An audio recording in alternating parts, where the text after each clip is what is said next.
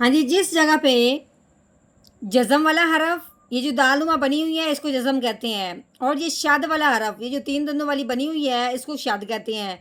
जज़म वाला हरफ और शाद वाला हरफ दोनों एक साथ इकट्ठे आ जाएँ, तो फिर इनको पढ़ने का तरीका क्या होगा?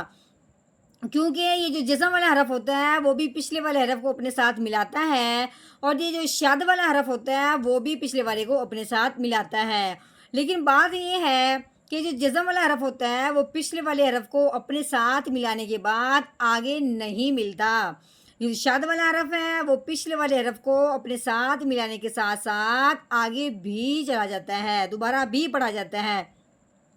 अब बात ये है कि अगर हम पीछे जो हा है इस मीम के साथ मिलाते हैं इस जज़म आने की वजह से, तो फिर आगे जो मीम के ऊपर शद लगी हुई है तो इसके साथ फिर किसको मिलाएंगे? इसके साथ मिलने वाला कोई हरफ बचेगा ही नहीं, क्योंकि जो मीम के ऊपर जज़म आने की वजह से ये आगे नहीं जाएगा।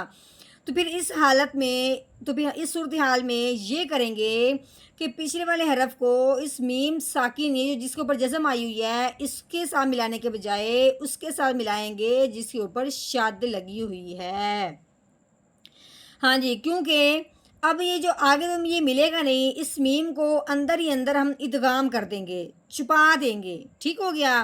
तो अब हमने हा को मीम के साथ मिलाना है, उसके साथ साथ गुन्ना भी करना है। अब गुन्ना क्यों करना है?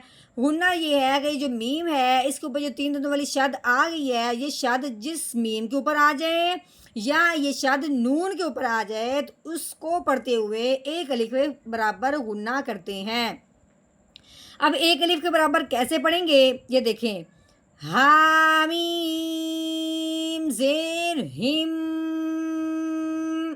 मैंने मुंह बंद करके आवाज़ को नाक में से निकाला है, इसको कहते हैं गुन्ना। ठीक है, एक अलिफ के बराबर सिर्फ लंबा करना है। तो इस हा को इस मीम के बजाय इस मीम के साथ मिलाना है जिसके ऊपर शद लगी हुई है।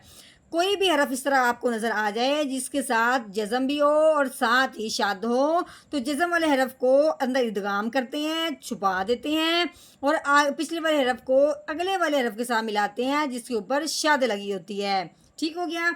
ये तो हमने बात की है सिर्फ एक लफ्ज़ पढ़ने के लिए। आप इस मुकम्मल आयत को सुने, इंशाल्लाह आपको एक एक बात में बहुत बड़ी बड़ी तफसील मिलेगी।